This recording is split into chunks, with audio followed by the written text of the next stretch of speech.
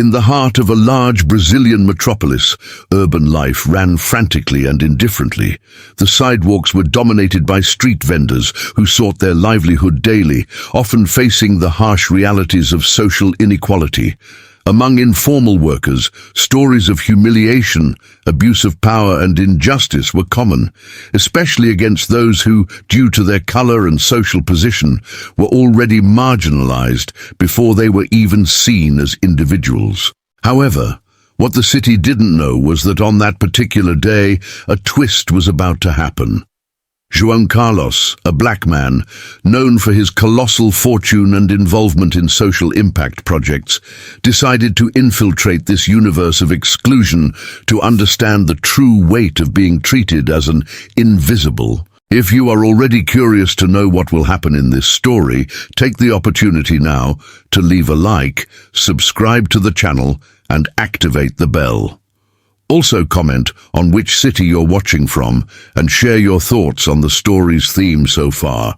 This helps us continue to bring you impactful stories like this. And of course, keep watching until the end, because what will happen soon will surprise you in ways you can't even imagine. João was born in a favela, but with hard work and business intelligence, he managed to gain a prominent position, becoming one of the most influential men in the country.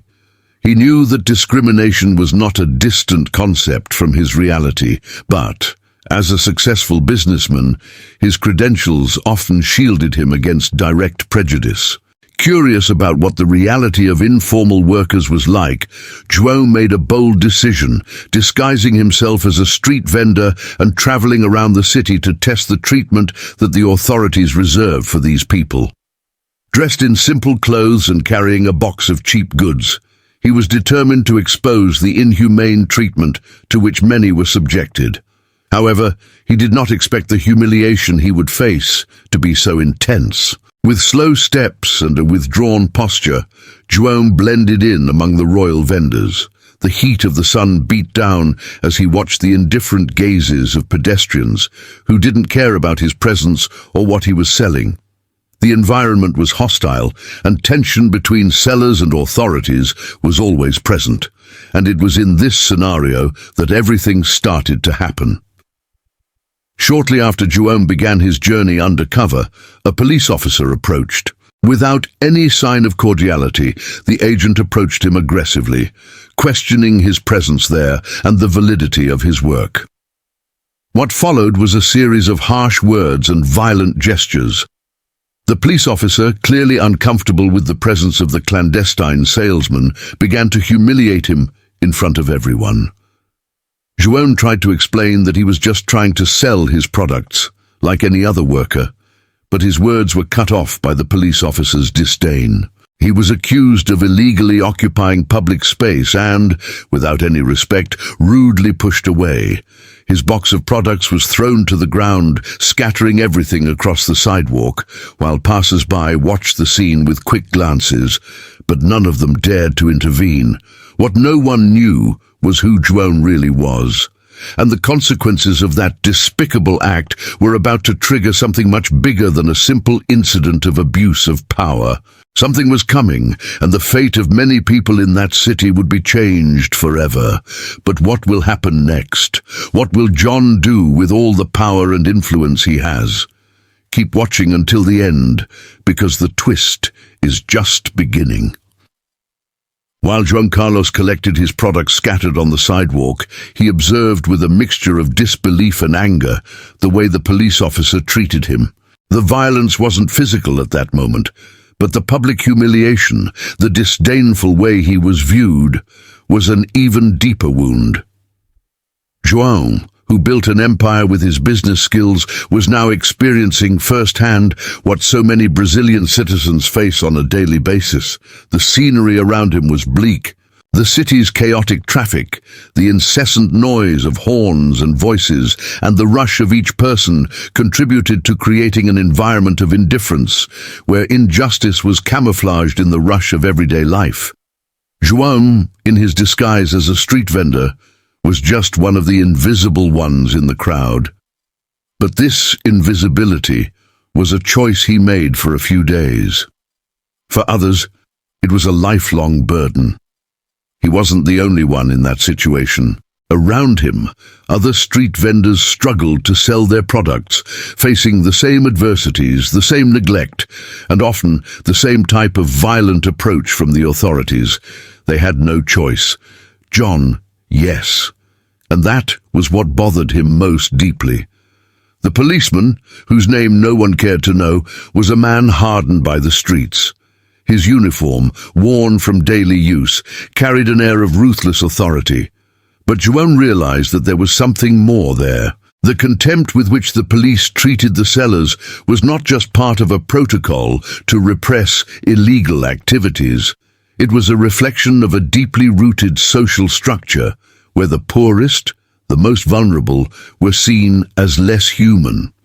For that police officer, the simple fact that Joan was there selling on a sidewalk made him worthy of contempt, a symbol of everything he seemed to despise. Over time, as he mingled with the other vendors, Joan began to learn their stories. People who woke up at dawn, crossed the city, and spent the whole day under the sun, all to provide a minimum amount of food for their families. Many of these people had dreams, talents, but they were crushed by circumstances. Between quick and silent conversations exchanged as they tried to sell their products, Joan heard reports of injustices that went beyond the sidewalks, stories of police violence, corruption, of a system that seemed always ready to crush the weakest. With each new interaction, the picture became clearer to Joan. He was not just witnessing isolated abuse. He was immersed in a system that favored those at the top and left those at the bottom at the mercy of the authorities' arbitrary power. His eyes were opened in a way that perhaps his wealth and success had shielded him from before. Now, without his visible fortune, he was just another target of inequality and institutionalized racism. Even in the face of public humiliation, Joan maintained control. I knew I couldn't react impulsively. He had a clear objective: to see how far the authorities were willing to go to maintain the status quo. But as he listened to the other sellers' reports, he realized that the situation was even worse than he imagined. The fear was constant. Those workers lived with the constant threat of being expelled, arrested, or even physically attacked. Justice seemed to be a distant word, an unattainable concept for those who had no voice. And then Joan met a woman called Marta, a street vendor who had been selling snacks on the sidewalks for years. She was a well-known figure among informal workers, respected for her resilience and determination. Marta had faced everything, from the loss of family members to prejudice of all kinds. Yet every day, she was there, fighting for her survival. Marta quickly realized that there was something different about Joan. Maybe it was the way he spoke, or maybe it was the attentive way he listened to each person's stories. She didn't know he was a millionaire in disguise, but she knew he wasn't just any street vendor. From that point on, the relationship between Joan and Marta began to deepen. She became his guide in this world so far from the luxurious life he was used to. Marta was more than just a street vendor. She was an unofficial leader of the vendors. And little by little, Joan realized that to change the system, he would need more than just his influence and money. He would need allies like Marta, people who understood the pain and daily struggles, and who had the willpower to fight for justice, even when everything seemed to be against them. As the days passed, Juan Carlos's disguise became increasingly challenging. He had already witnessed countless scenes of abuse, both by authorities and by ordinary people who, blinded by prejudice, saw street vendors as just problems to be solved. But the moment that raised the conflict to a new level happened on a scorching, sunny afternoon. The same police officer who had humiliated Joan days before returned this time, more aggressive and determined to suppress any resistance. For no apparent reason, he approached Joan's stall, who was trying to sell his products under the curious eyes of other street vendors and passers-by. With an authoritarian attitude, The police officer kicked the products that were on display, causing them to fall onto the sidewalk. João, remaining calm, bent down to collect them, but was interrupted by the officer's hoarse and firm voice, ordering him to stop. "You think you can do what you want around here? This sidewalk is no place for bums like you," the officer barked, making it clear that this was not an isolated incident, but part of an ongoing cycle of violence and contempt. João felt anger rising within him, but he contained any impulse to respond violently. He knew that if he wanted to achieve his goal of reforming the system, he could not allow himself to be carried away by the emotions of the moment. But the injustice was glaring. The police officer began pushing him, verbally humiliating him in front of everyone, creating a public scene that attracted more and more curious looks. João knew that this was the moment when the conflict between him and the system had reached its peak. Tensions were high, and the officer appeared ready to take more drastic, perhaps even physical measures. It was at that moment that Marta, the street vendor who had become João's friend and ally, intervened. She, who knew very well the nuances of that type of situation, could not allow the violence to escalate without trying to do something. "He's just trying to work, like all of us here. We have nowhere else to go," she said, placing herself between João and the police officer. Marta's courage sparked something in the other vendors around, who began to murmur in support. The police officer, however, was not intimidated. On the contrary, he saw Marta's attitude as an affront to his authority. "Do you want to go with him to the police station?" shouted the police officer, advancing towards Marta, while other street vendors prepared to intervene. João, realizing that the situation could get out of control, took a deep breath and stood up. At that moment, he knew he needed to reveal his true identity, not out of pride or vanity, but because that was the only way to prevent a tragedy. But it wasn't the right time yet. He needed the system to show, once again, its flaws, and for those who were pressed to feel the security of the momentary power they believed they possessed. With a firm and serene look, João placed his hand on Marta's shoulder, silently asking her to move away. He looked the officer in the eye, and instead of responding to the attacks, calmly said, "I'm just trying to work like any other citizen." The police officer laughed, mocking João's calmness. But inside, João knew that the time to act was approaching. He was faced with a choice: let the violence continue and then expose the corrupt system, or intervene at that moment and reveal who he really was. The moral dilemma weighed on him. If he revealed his identity, he could avoid an imminent physical attack. However, this could prevent the real problem, the way street vendors were treated on a daily basis, from coming to light in a more forceful way. As he pondered, the crowd around him grew and tensions rose. The officer began to become visibly angrier, and his hand dropped to the gun on his belt, a subtle gesture, but threatening enough for everyone watching. It was at that moment that João made his decision. He knew that if he acted now, the impact would be limited. The system would continue to oppress the weakest, and its revelation would only be a temporary spectacle. He needed to let things take their course, even if it meant greater risk for him. But before the officer could take any more drastic action, another man appeared on the scene. It was a local reporter who had been informed about the situation and had arrived with a camera and a microphone, ready to record any abuse of authority. The presence of the media quickly changed the environment. The policeman, once so sure of his power, hesitated. João noticed the change and knew that at that moment the balance of power was beginning to swing in his favor. Still, he remained in the role of a humiliated peddler, waiting for the right moment for his revelation. The conflict had reached a fever pitch, and now, with cameras recording his every move, the truth about who he really was about to come to light in spectacular fashion. While the main conflict continued to unfold between João and the police officer, a web of subplots began to emerge, making the situation even more complex. Marta, João's traveling friend, had her own story.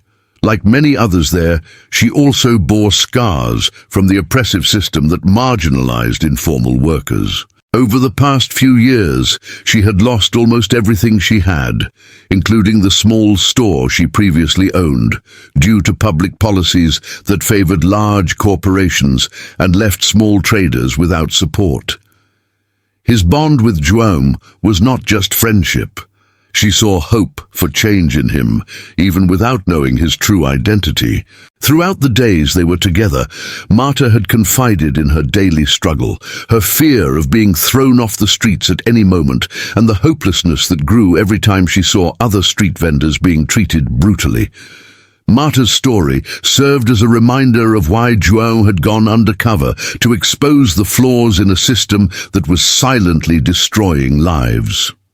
In addition to Marta, other street vendors also had their own personal dramas. There was Roberto, a father of 3, who after losing his job at a large factory that closed its doors, turned to street vending to support his family. Every day he faced the risk of having his products seized by the police, which left him constantly on alert. His story showed how the unfair economic system and unemployment forced many to live informally. Another important figure was Andrea, a young woman of just 22 years old who sold artisanal sweets. Unlike many there, she had chosen that life out of passion for what she did. But even so, she faced the same hostility from the authorities. Andrea was a symbol of struggling youth who, even with dreams and talents, were stifled by a system that did not value individual effort. His presence in the narrative helped create a layer of complexity and showed that, despite each street vendor having a different story, they were all united by the oppression they faced. These subplots not only enriched the story, but also reinforced the idea that João was not just fighting for himself. He represented all those street vendors who, in one way or another, were victims of an unequal system. As he saw the injustices around him, his determination to expose the system's flaws grew stronger. João knew that when he revealed his true identity, it would not only be for his own redemption, but for all those who were trapped in that cycle of marginalization. Meanwhile, on the other side of town, João's legal team was beginning to piece together a case against municipal laws governing street vending. They had been instructed to monitor the situation closely, without directly interfering, until João gave the signal. The lead lawyer on the case, Vanessa, a human rights specialist, was an old friend of João's and shared his vision of social justice. She knew the time to act was approaching, but she respected the Millionaire's strategy of allowing the system to show its flaws before taking any legal action. The tension built as all these layers began to intertwine, creating a web of personal stories that complemented the main conflict. Each street vendor who crossed João's path brought with them a new perspective on the devastating impact of poorly formulated public policies and police brutality. João knew that his moment to act was approaching, and with each new story he heard, he became more convinced that his intervention would not only be necessary, but revolutionary. These subplots and complexities added depth to the story, showing that the conflict between João and the police officer was just the tip of the iceberg. There was much more at stake than a simple dispute between authority and citizen.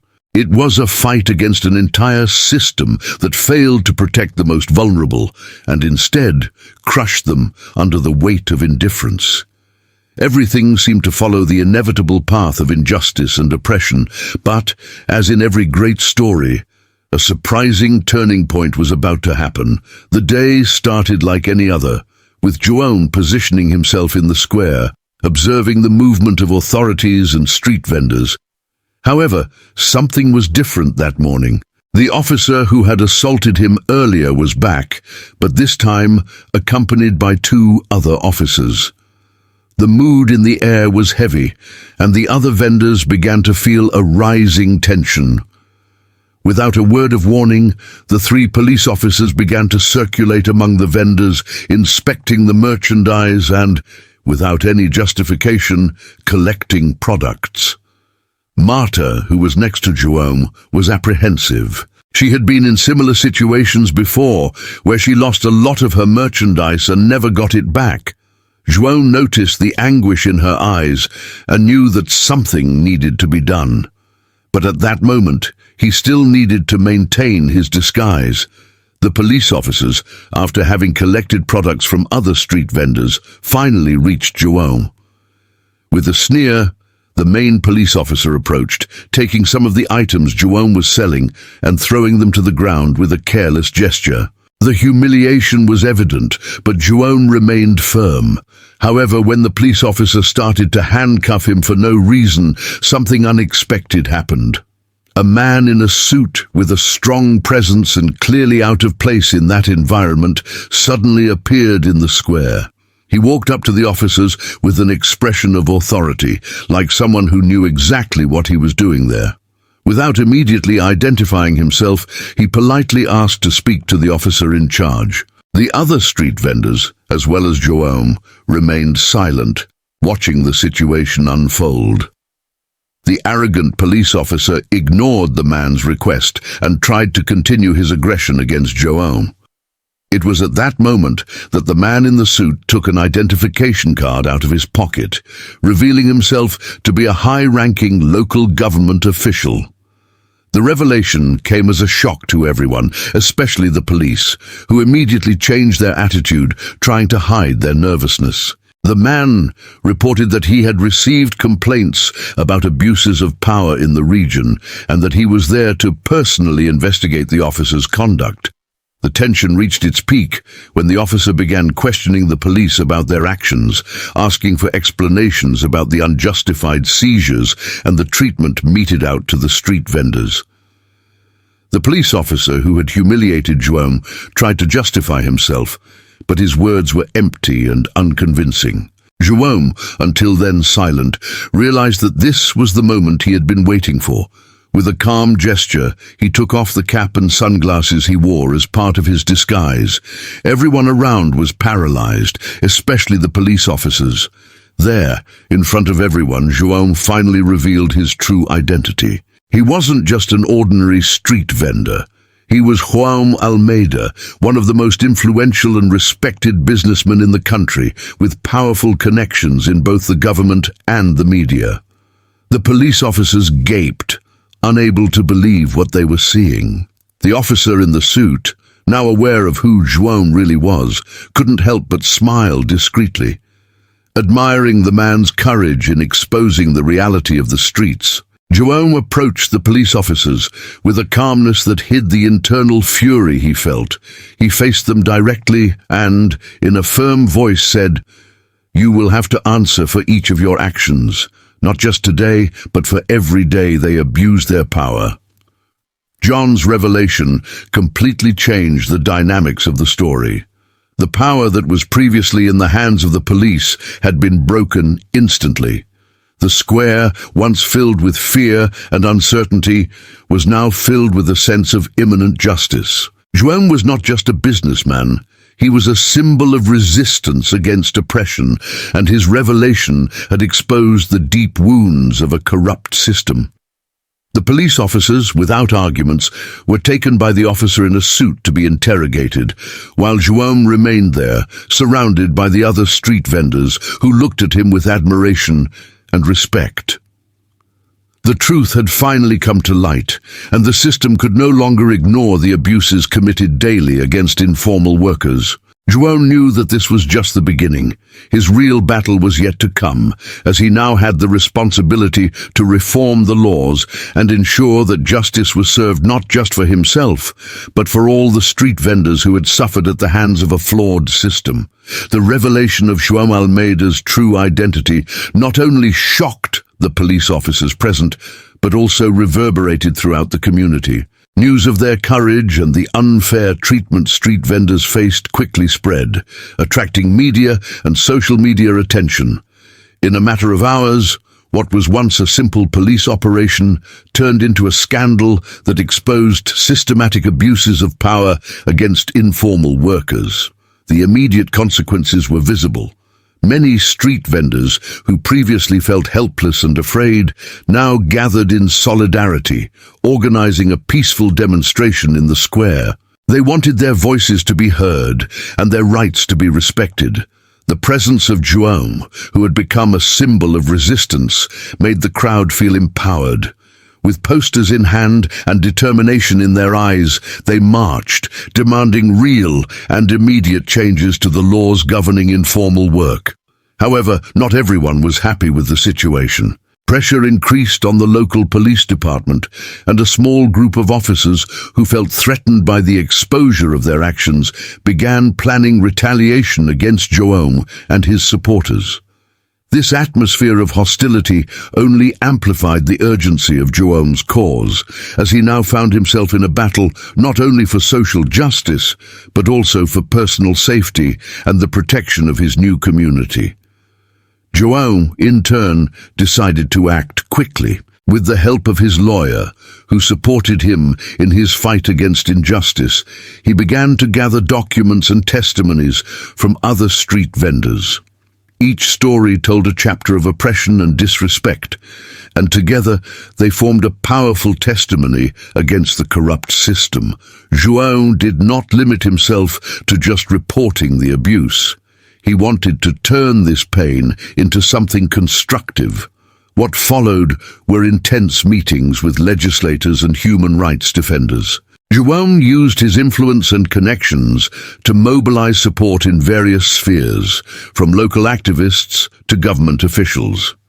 He presented a comprehensive proposal that would not only reform laws on informal work, but also implement support programs to help street vendors formalize, ensuring they have access to basic labor rights and protections. Meanwhile, media coverage of the square's events intensified. Newspapers, news channels, and digital influencers began talking about the injustice street vendors faced and the positive impact the proposed reforms could have on their lives. Society's empathy was growing, and many began to join the cause. Recognizing that João's fight was the fight of many, in the city reactions were varied. While some supported João and the street vendors, others, especially those who benefited from the system's oppression, criticized the businessman. Comments on social media ranged from enthusiastic support to scathing criticism, but the balance was clearly tipping in favor of justice. This led João to realize that the battle would not be easy, but he was determined not to retreat. One of the most impactful moments happened at a public hearing where João had the opportunity to speak directly in front of legislators and citizens. He shared his experience not just as a businessman, but as someone who understood the daily struggle of informal workers. His words resonated in the room, touching the hearts of many who were there. He not only told his story, but also told the stories of Marta, his fellow street vendors, and all those who felt invisible and unprotected. It's time to change our society, not just for me, but for all of us. We need to ensure that decent work is not just a dream, but a reality accessible to everyone, regardless of their condition, declared João, his gaze firm and determined. That statement reverberated beyond that room. It was a call to action that called many to join together in a fight for social justice, and the consequences of John's courage were just beginning to manifest. The meetings began to become community engagement events, and each new victory encouraged more people to speak out and demand change. João had become not just an influential figure, but a true leader. After the repercussions of the revelation of João's true identity, he realized that his fight was just beginning. Community support and media coverage were encouraging, but they also brought new challenges. Now, he was not just a businessman, but a leader of a greater cause. This new identity required not only courage, but also constant adaptation to the role of activist.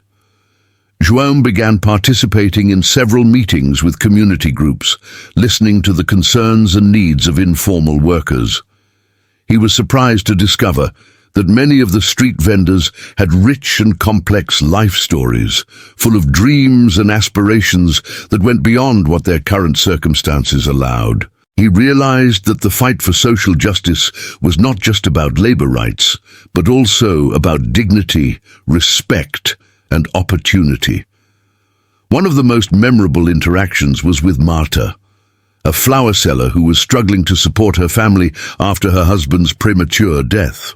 Marta shared her difficulties in finding a space to sell her flowers, often being kicked out by police officers who claimed she did not have permission. Her look of sadness and frustration made João understand that each story had a significant impact and that he had a responsibility to amplify these voices. Over time, João began to feel more comfortable in his new role.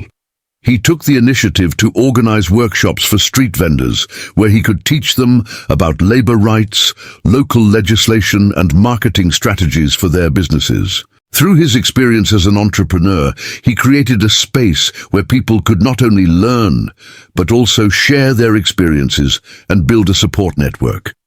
These gatherings became a vital community gathering place where people not only learned, but also felt valued and heard. But João's overcoming was not just external. He also underwent an internal transformation. The weight of responsibility began to affect his sleep and mental health. He often questioned whether he was doing enough or whether the changes he sought were actually feasible. The pressure increased as time passed, and the opponents in his fight for reform were not just anonymous figures. Some were people he knew personally who criticized him and tried to delegitimize his cause. In a moment of vulnerability, João sought counseling and psychological support. This decision proved crucial, as he began to understand the importance of taking care of his mental health, especially in times of great stress. He learned that resilience didn't mean always being strong, but recognizing your weaknesses and seeking help when needed. This personal growth was reflected in his leadership. He became more empathetic and approachable, not only to the workers he supported, but also to his team and friends. John also began to engage in self-care activities such as meditation and exercise.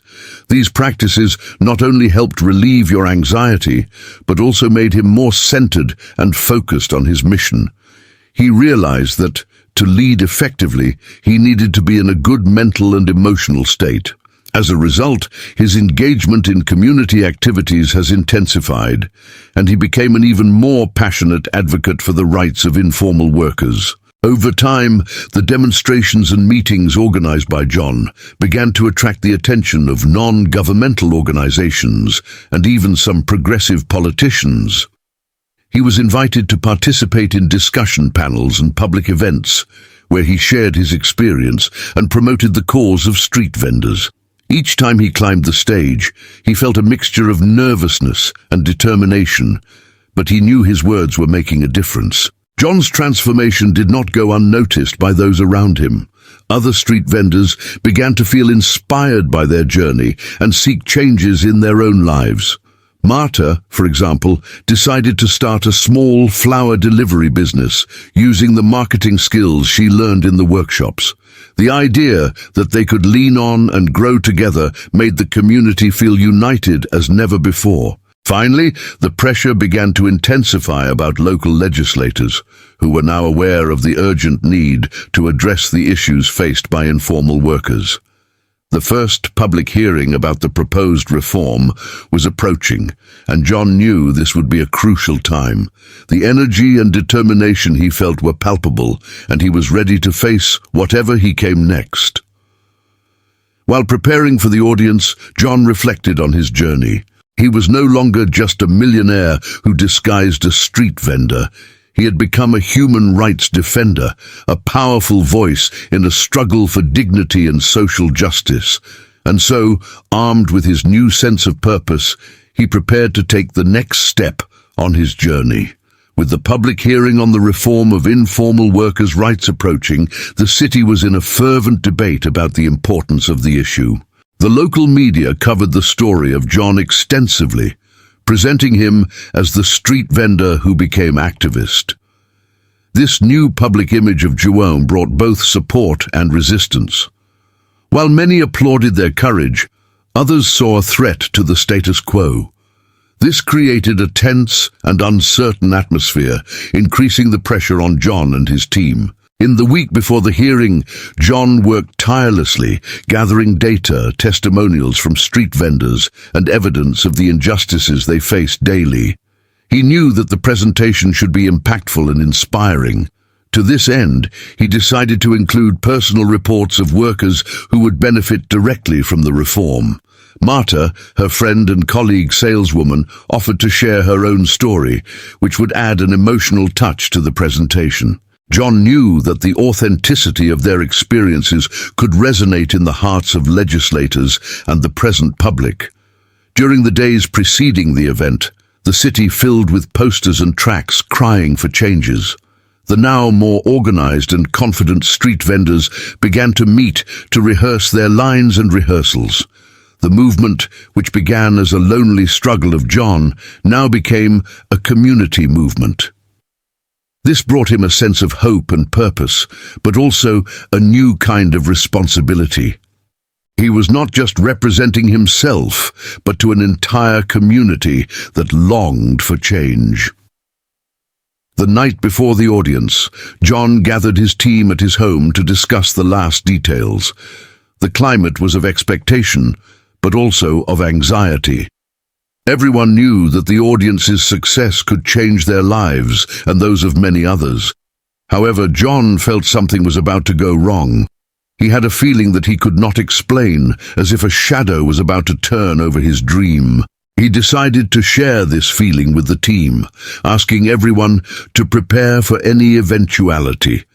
This conversation created a sense of unity, and everyone agreed to face any obstacle together. Finally, the big day has come. The public hearing took place in a large auditorium full of community members, workers, activists, and of course, local legislators. John felt a wave of nervousness when entering the stage, but the vision of the known and supportive faces in the audience brought a boost of courage. When he came to speak, he looked at the audience and saw Martha by encouraging. This image helped him focus and remember why his struggle. He began his presentation by sharing his experience as a street vendor, emphasizing the difficulties and humiliations he faced. The audience listened in silence, absorbing each word. John then invited Marta to the stage to share her own story. Her voice trembled as he talked about the struggle to support his children and the threats he faced daily from the police. The tears dripped down many in the audience, and John realized that he was creating a powerful emotional connection. However, while João and Martha spoke, a group of reform opponents composed of local entrepreneurs and influential politicians began to speak. They criticized the idea of protecting street vendors, arguing that this would lead to chaos on the streets and impair established businesses. The tension increased in the auditorium, and John felt he was losing control of the situation. The sound of disagreeing voices echoed, creating a hostile environment. Opponents were not just there to discuss, they were determined to discredit John and his cause. The provocations began to intensify, and the audience was divided between supporters and critics. What should be a safe space to discuss workers' rights was becoming a battlefield. John's frustration and indignation increased as he observed resistance to change, and he knew he needed to find a way to bring everyone back to the discussion. He asked for a moment of silence and, breathing deeply, asked everyone to remember the reasons why they were there. João shared a new vision of a future where workers and entrepreneurs could coexist in harmony, noting that the reforms did not mean the end of business, but the creation of a fairer and more equitable environment for all. He emphasized that workers' dignity should be a priority and that the city could thrive by taking care of all its citizens. At this crucial moment, the audience began to respond. The voices that were once criticized now began to ask questions, and the tone of the audience began to change. People were starting to see the value of the reform and how it could benefit the city as a whole. However, the fight was still far from over. John knew that the true climax of history was yet to come. The response of legislators and the decision on the reform proposal would be decisive for the future of informal workers and their own struggle. The tension was palpable, and everyone was eager to see how this battle would unfold. The auditorium was in a frenzy of conflicting voices, a battlefield between defenders and reform opponents. John felt the weight of responsibility by pressing on his shoulders as time advanced. The moment he feared and waited was approaching. The final vote on the proposal to reform the rights of informal workers. He knew that every word he said from there could change the fate of thousands of lives. With a rapid heart, John decided to approach the audience again, seeking to restore order and unite all around a common goal. He began by reminding everyone that, regardless of their opinions, they were there for one reason: the improvement of the lives of workers who support their families on the city streets. He asked for a moment of reflection, challenging everyone to think about his own experiences and what meant dignity at work. The tension was palpable, but the sincerity in John's voice began to take effect. People started listening, some with tears in their eyes. He shared personal stories from other street vendors he had met, such as Marta, who faced humiliation and difficulties. He spoke about the impact that a simple change on legislation could have on their lives, how dignity and respect were essential to any human being, regardless of their social condition. But while support grew, opposition became fiercer. One of the opposing group's leaders, an influential entrepreneur known for his political connections, stood up and began to discredit John's presentation. He cried that the proposal was impractical, which would give street vendors a license for disorder. His words echoed in the auditorium, and the tension increased again. The opponent group took the opportunity to scream and protest, creating a chaotic scenario. John felt his determination shake, but could not give up now. It was at this moment that something unexpected happened. A young man in the audience, who had listened closely to the whole discussion, got up and asked for the word.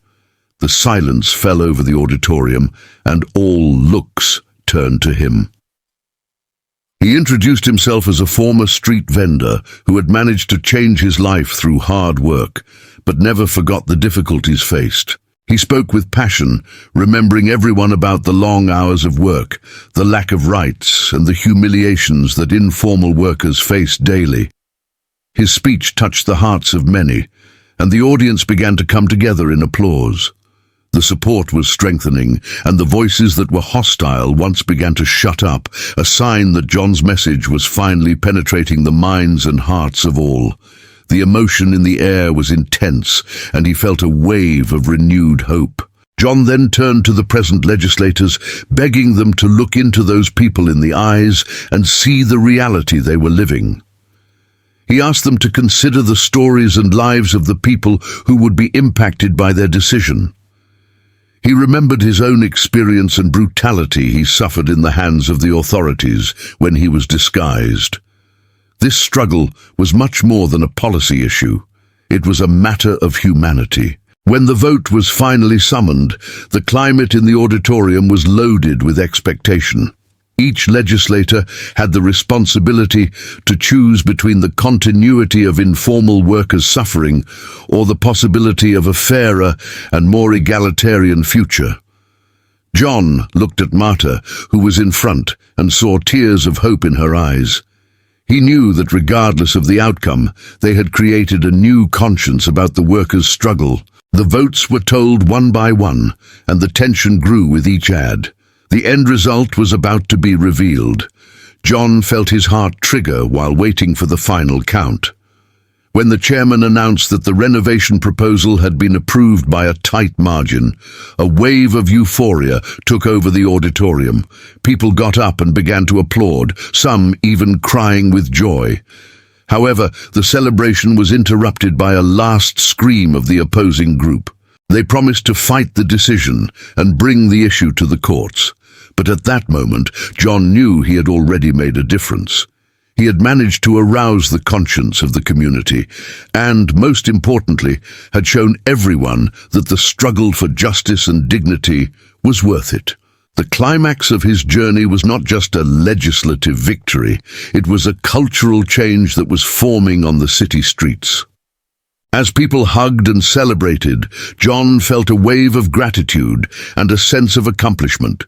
He realized that the fight was not over yet, but the first step to the change was already taken. The battle for dignity and respect for informal workers was just beginning. With a new purpose and new energy, he knew he would continue to fight. Victory in the vote was not just a milestone for John, but a symbol of the change that was unfolding in society. The new law brought with it a renewed hope to informal workers, now recognized and protected. In the days following approval, João became an active spokesman for the cause, participating in lectures and community events, always emphasizing the importance of dignity at work. At each meeting, he heard exciting stories of street vendors who could now work without the constant fear of being approached or assaulted by the authorities. Marta, the woman who had been one of the inspirations for her fight, now led a support group for informal workers, helping to educate and empower others about her rights. Seeing Marta flourishing in her new function as an activist was a reward that John did not expect, but filled him with pride. However, the impact of the new legislation was not immediate. The path of change was full of challenges. There were those who opposed reform, who saw the street vendors as a nuisance. In meetings with government representatives, John and his allies often faced a fierce resistance, but with each obstacle, his determination was strengthened.